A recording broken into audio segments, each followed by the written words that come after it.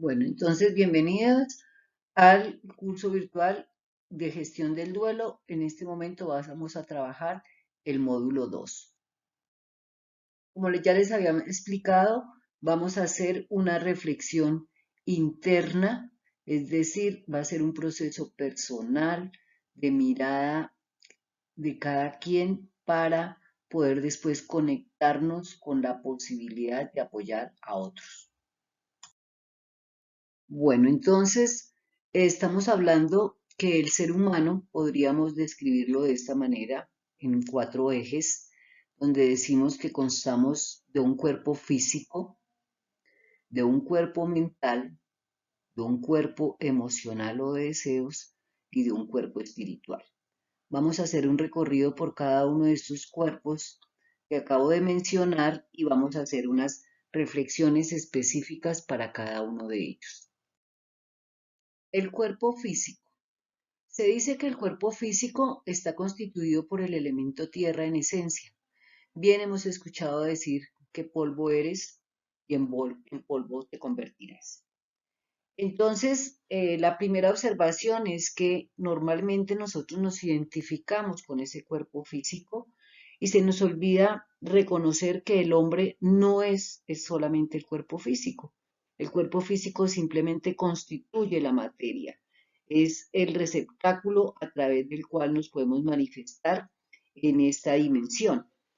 El cuerpo físico es el que ejecuta todos los actos físicos de tipo material. Nos permite desplazarnos, caminar, movernos, alcanzar cosas. Se manifiesta en la tercera dimensión, es decir, lo que podemos ver, lo que podemos tocar. Para nuestro caso, el ser humano está constituido por 7 sistemas corporales que funcionan a través de un sistema endocrino que está manejado a su vez por los centros ganglionares.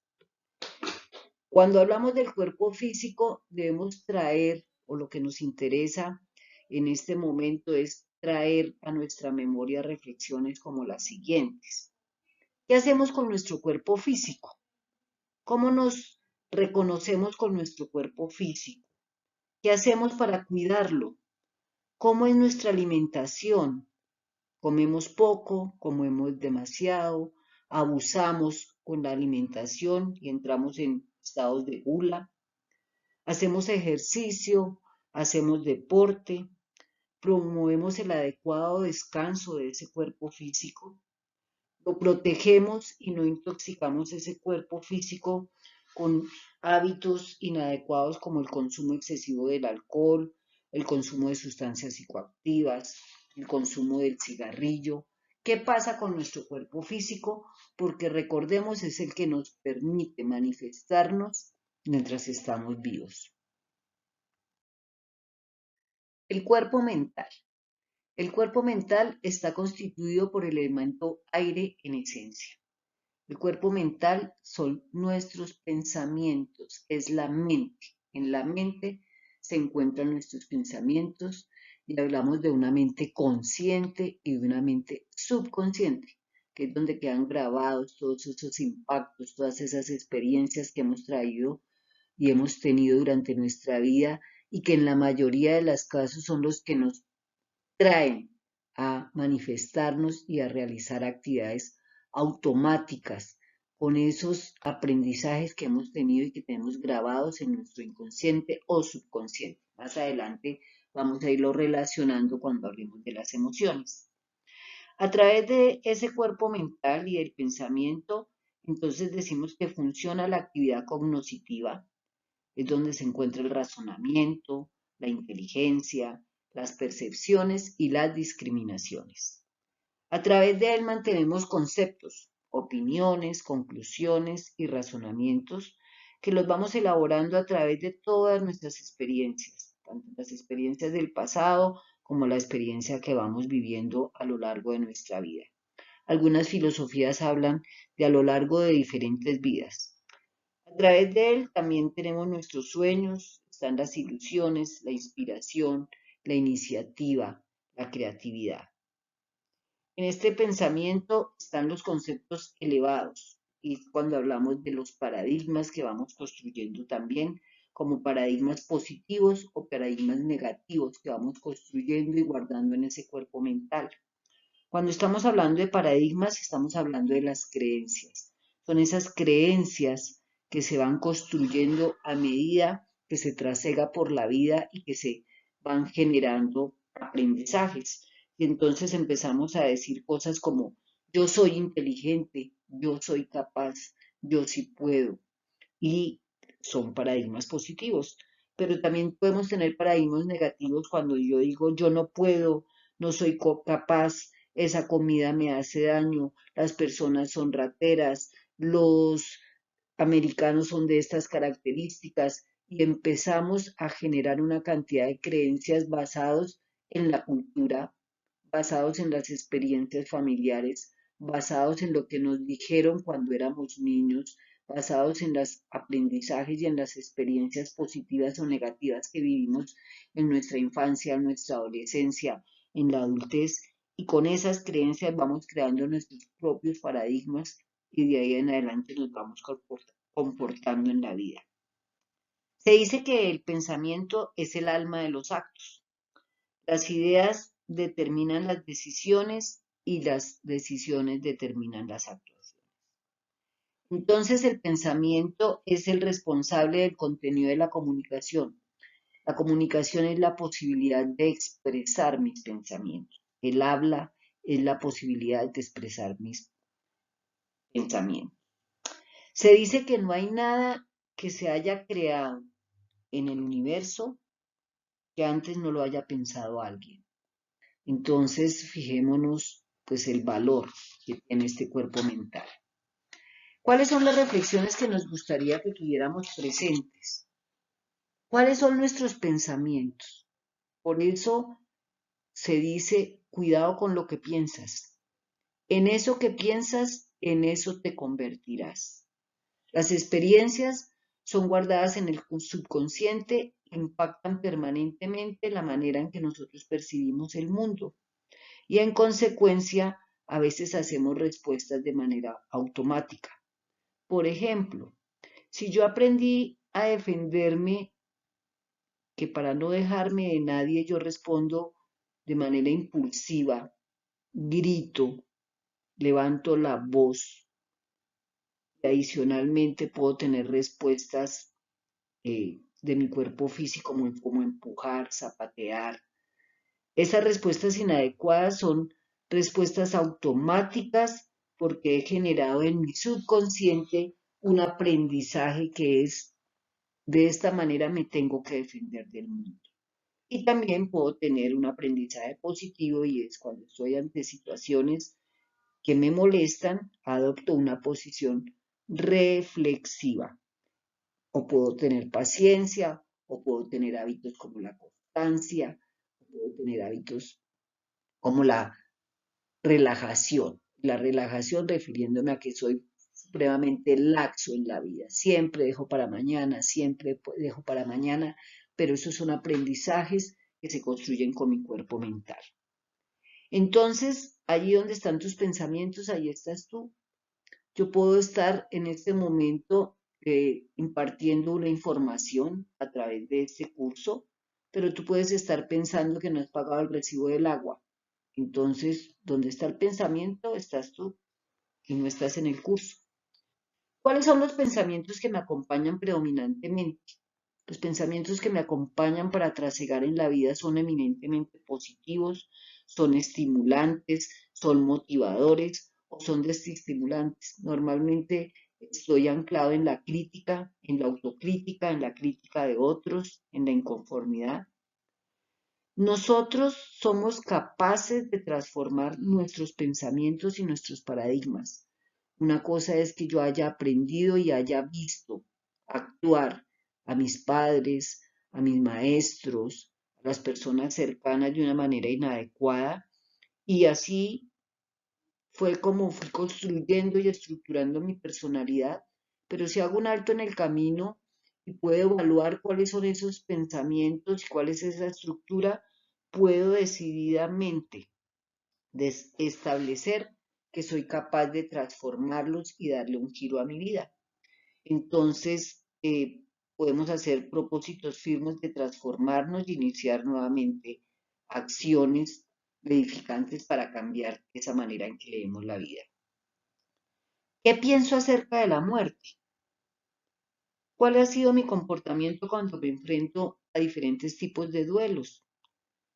En este momento vamos a volver a recordar que no es solamente la muerte del ser humano como un cuerpo físico que cesa de respirar, que cesa de tener signos vitales en su corazón y su condición bioeléctrica del sistema nervioso. También podemos tener muchas muertes o duelos. Puedo haber tenido la pérdida de mis hijos porque salieron de la casa, de una separación, la pérdida de un trabajo, de un objeto valioso que se perdió, haber vivido la experiencia de una situación medioambiental en la que se perdió la casa, por ejemplo. Entonces, ¿cuáles son los pensamientos que yo he venido albergando? ¿Cuál es la estructura de pensamientos alrededor del duelo? ¿Qué emociones acompañan al duelo?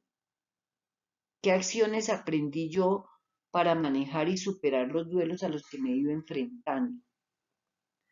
Eh, a pesar de reconocer que nosotros pertenecemos a una cultura específica y que la religión juega un papel muy importante para las personas que vinculan la religiosidad con la espiritualidad, qué claridad y qué concepto se ha acumulado durante todos estos años alrededor de la muerte. Es importante que en este momento hagan estas reflexiones, porque de la manera como yo leo la muerte y leo el duelo, con estas herramientas es que empiezo a gestionar y apoyar el duelo de los otros. Por eso es importante tener estas reflexiones validadas, emprender y tener propósitos firmes de transformarnos, si así lo deseamos, para que después podamos ser cuidadores activos y podamos ser terapeutas edificantes cuando nos toque enfrentarnos a esta situación. Vamos a hablar entonces del cuerpo emocional. El cuerpo emocional está constituido por el elemento agua en esencia. Las emociones orientan nuestro comportamiento con el objetivo de aumentar la probabilidad de supervivencia y de garantizarnos bienestar. Las emociones tienen diferentes funciones, pero por lo general las más importantes son la función adaptativa, la función motivacional y la función social o comunicativa. Contiene todas las percepciones que nos llevan a despertar la paz, por ejemplo, la pureza, la compasión, la misericordia, la creatividad, el altruismo. Pero también tenemos otras emociones como el miedo, la ira, el perjuicio, la tristeza, el apego, la búsqueda de aprobación de justicia, el deseo de venganza, el odio. Normalmente representamos el cuerpo emocional en nuestro corazón, porque la emoción más pura es el amor en todas sus manifestaciones. Decimos que a través de las emociones nosotros podemos equilibrar nuestra vida, porque el pensamiento está acompañado de una emoción. Entonces nosotros podemos tener una emoción de ira, pero podemos irla transformando hacia el amor si le conectamos un elemento del pensamiento como es la comprensión. Igual yo puedo tener alegría y puedo tener tristeza y lo puedo equilibrar con el consuelo. Puedo sentir miedo y puedo sentir seguridad, pero esto se equilibra con la protección. Entonces, las emociones tienen un valor importantísimo en el organismo, en nuestra vida. A través de las emociones es que nos adaptamos. Y desde el punto de vista fisiológico, cuando hablemos más adelante del estrés, estas emociones generan unos disparadores en nuestro organismo, adrenalina o acetilcolina, dependiendo de la emoción, para estabilizar el cuerpo y ayudarnos a responder ante las diferentes situaciones. Por eso hablamos que las emociones tienen una función de adaptabilidad. Cuando hacemos las reflexiones es, ¿cuáles son las emociones que me acompañan? Normalmente me anclo en emociones de tristeza, de desasosiego, de desesperanza, o normalmente me anclo en emociones de alegría, en emociones de aprobación, en emociones altruistas. Generalmente busco estar en un ambiente de paz, la pureza. Emociones son de compasión. ¿Cuáles son las emociones con las que normalmente estoy identificado? Muy importante, porque igual que el pensamiento, cuando transformo mi pensamiento, puedo ir transformando mis emociones. ¿Todo ello con qué objetivo? Con el objetivo de tener una vivencia lo más feliz, como un estado interior de paz durante nuestra vida y no tener que vivir todo el tiempo en emociones de constante expectativa, de constante alarma, de constante desasosiego. Por eso el cuerpo mental y el cuerpo emocional están el uno ligado al otro. Siempre los pensamientos están acompañados de una emoción y normalmente nuestro cuerpo físico responde con la segregación de algunas sustancias para facilitarnos, adaptarnos o movernos en la vida. Por último, vamos a hablar del cuerpo espiritual. Se dice que el cuerpo espiritual es lo que realmente es el ser humano. Somos seres espirituales moviéndonos a través de un cuerpo físico con unas herramientas que son nuestro pensamiento y nuestras emociones. Es lo que verdaderamente somos. Dice que el cuerpo espiritual es ese mediador entre mi alma y la forma humana tangible. Nos conectamos con él porque reconocemos en nuestro interior que somos trascendentes, que tenemos una razón, buscamos siempre una razón para estar aquí. ¿Por qué estoy vivo? ¿Qué hago yo aquí en este planeta? ¿Qué hago en esta vida? Y en nuestro silencio pedimos ayuda a ese ser interior al que de acuerdo a nuestras religiones podemos llamar Dios, simplemente el universo, la perfección universal, pero a que nos oriente y para escuchar a través del silencio y poder tomar decisiones asertivas. Cuando se trabaja para despertar la sabiduría y se comparte esta sabiduría con los demás seres humanos, se habla de que se siente la plenitud, el agradecimiento, la complacencia, la posibilidad de ser algo más, de dejar huella en el mundo. Y se habla de que se desarrolla el amor divino. El amor divino es la capacidad de reconocer en cada ser la esencia y la presencia de la perfección, independiente únicamente de lo que nosotros vemos con nuestros ojos y escuchamos con nuestros oídos. Es reconocer la existencia de un ser superior y buscar llegar a él. Nunca hay una comunicación tan profunda que la que hay cuando no se dice nada.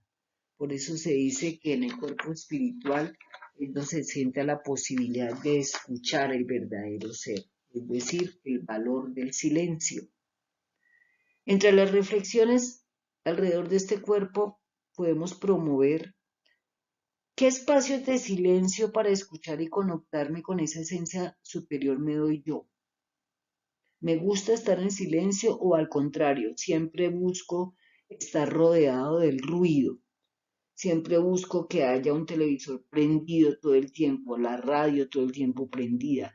Es como rechazar la posibilidad de encontrarme en silencio con la almohada, de reconocer esa esencia y de poder hacer reflexiones que me inviten a transformarme. Siento que yo siempre tengo una razón de ser, que mi permanencia aquí y ahora vale la pena. Me gustaría dejar huella. Me considero un ser trascendente que busca una verdad última o simplemente los días pasan por la simple razón de que estoy vivo. ¿Qué pensamientos tengo yo alrededor de la muerte? ¿Qué creo que pasa después de que se muere ese cuerpo físico? ¿Cuáles son esas ideas que yo tengo al respecto? ¿Alguna vez he pensado en mi propia muerte? ¿Qué emoción me acompaña cuando pienso en la muerte, en mi propia muerte? ¿Es de temor? ¿Es un pensamiento de paz? ¿Es un pensamiento que me lleva a creer en la culminación de un aprendizaje? ¿Hay sufrimiento cuando pienso en mi muerte? Estas son las reflexiones que vale la pena que hagamos alrededor de estos cuatro elementos cuando hablamos de poder describir al ser humano en estas cuatro facetas. Bueno, entonces, ahora vamos a hablar del estrés. Ahí tenemos la imagen de una neurona. La palabra estrés fue acuñada por el doctor Hans en 1949 y fue el primero en hablar de cómo el organismo reacciona ante una agresión y le dio ese nombre, le dio la palabra de estrés. Podemos sentir que los efectos dañinos del estrés cuando experimentamos el miedo, la ansiedad o el enojo, porque nos damos cuenta porque se altera nuestro ritmo cardíaco, cuando decimos que sentimos una bola en el estómago, que sentimos una presión en el pecho, cuando se pierde el apetito, se pierde el sueño. Hay estrés cuando una parte del organismo usa más esfuerzo de lo normal para enfrentar una dificultad. Entonces hablamos de los estresores. Las otras partes del organismo que ceden sus recursos se ven perjudicadas. Por eso el estrés es un elemento tan dañino cuando se vive permanentemente en esta condición. Entonces, por eso el personaje es la neurona, es decir, una célula de nuestro sistema nervioso. El sistema simpático es la parte del sistema nervioso que dirige los recursos para poder producir, enfrentar, luchar, pelear, huir, escapar. Es decir, que el estrés causa un exceso de actividad simpática y se produce una sustancia que es la adrenalina. Aquí tenemos un ejemplo donde hay una emoción del miedo. El miedo hace que se libere adrenalina y la producción de adrenalina permite que se disminuya el aporte sanguíneo hacia los órganos para aumentarlo hacia las piernas y la garganta, porque la persona requiere escapar de un estímulo que es el peligro, está huyendo. Pero el estrés en exceso, la producción de adrenalina en exceso, hace que además se produzca una sustancia llamada cortisol.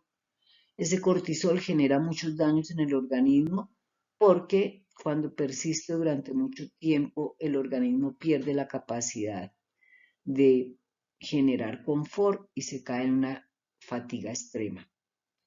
Por esta razón, el estrés entonces se manifiesta fisiológicamente con la producción de adrenalina y la producción de cortisol. Bueno, entonces podemos decir que el sistema parasimpático es una parte del sistema nervioso que dirige todos los recursos del organismo para los procesos mentales, para el mantenimiento, la reparación, la digestión y el reposo. Y es activado por una sustancia que se llama la acetilcolina. Si nosotros vemos esa imagen, podemos darnos cuenta que cuando se libera adrenalina y cortisol, que lo hace el sistema nervioso simpático, lo hace cuando estamos sometidos a condiciones de miedo, de ansiedad, de enojo, de aburrimiento, de angustia, de tristeza. Y en cambio el parasimpático, la acetilcolina, cuando tenemos interés, hay alegría, hay entusiasmo, hay serenidad. Y cuando vemos la parte superior, vemos cómo se irriga la sangre a las diferentes partes del organismo dependiendo de la sustancia que se está segregando. Por esto es importante que habláramos de él porque cuando estamos sometidos a una condición de duelo, pues se libera mucha adrenalina, mucho cortisol, porque las emociones generalmente asociadas son de tristeza, sobre todo en la fase inicial. Y la adrenalina, cuando está liberado en una gran cantidad, produce o es proclive el organismo a tener muchas enfermedades, disfunciones, malestares, dolores, fatiga, déficit de atención, pérdida de memoria, y ahí en el ejemplo que vemos, pues hay una inflamación y una irritación estomacal, porque hay una liberación grande de ácido clorhídrico. Y cuando el organismo está en un estado de equilibrio, pues la acetilcolina hace que se produzca el moco estomacal que se requiere y el ácido clorhídrico que se requiere básico para combatir todas las bacterias que están dentro del tracto gastrointestinal. Entonces, sea cual sea el origen del estrés, cuando es crónico, causa un exceso de actividad del sistema nervioso simpático. Luego hay un exceso de producción de cortisol y hay una deficiencia del sistema nervioso parasimpático. Por eso aparecen todas las enfermedades que expliqué anteriormente, generando todos esos desórdenes inflamatorios, produciendo la lisidez, la gastritis, el reflujo, etcétera. Bueno, antes de hablar de algunas recomendaciones para mejorar el estrés, entonces vamos a recordar que la emoción es producida por el cuerpo para ejercer un esfuerzo de un tipo específico en respuesta a las conclusiones que produce la mente. Entonces, a partir de esos datos disponibles en la mente, el organismo concluye si hay un peligro inminente y puede definir que la solución es golpear, que es gritar, que es llorar y se produce, por ejemplo, el enojo. Cuando nosotros enfrentamos una barrera o una dificultad en la vida, la emoción que se experimenta en el momento, bien sea miedo, ansiedad, enojo, aburrimiento, si hay interés, alegría, entusiasmo, esto determina el tiempo y la cantidad de energía que se requiere usar en el organismo para superar esa dificultad. Por eso, desde el punto de vista en que nosotros percibimos esas sensaciones, depende la habilidad con que seamos capaces de superarlo. Por eso hablamos de inteligencia emocional. ¿Y qué se logra con esa inteligencia emocional? Saber cuándo se tienen pensamientos negativos y identificar cuáles son los cambios de humor para poder reflexionar y controlar esos cambios. Hacer uso del diálogo interior para controlar los estados emocionales. Recuperarse uno rápido de un contratiempo. Abandonar o cambiar hábitos inútiles. Desarrollar pautas de conductas nuevas y más productivas. Cumplir con lo que se decide. Es cuando nosotros decimos, a partir de este momento voy a hacer y tener la firme decisión de establecer las acciones que me promuevan a ese cambio. Tener la habilidad de resolver conflictos proporcionando apoyo y consejo a los demás cuando sea necesario y mostrar comprensión hacia los demás y reconocer la angustia en los demás. Fíjense que todos estos son muy elementos y son la antesala de lo que esperamos que nosotros hagamos con nosotros mismos para poder ser unos buenos referentes cuando vamos a hacer o desempeñar el rol de terapeuta o apoyo en un momento del duelo. Algunas otras recomendaciones para mejorar el estrés, como ustedes las ven en la gráfica: tomar 2 litros de agua al día, disminuir el consumo de azúcar y carbohidratos, disminuir el consumo de alimentos procesados, aumentar el consumo de hortalizas y vegetales, evitar consumir alimentos que no toleren o que causen alergia, eliminar el consumo de estimulantes, comer 3 veces por día, no consumir bebidas alcohólicas o psicoactivos, realizar ejercicio, regalarnos un espacio de silencio para poder organizar las ideas.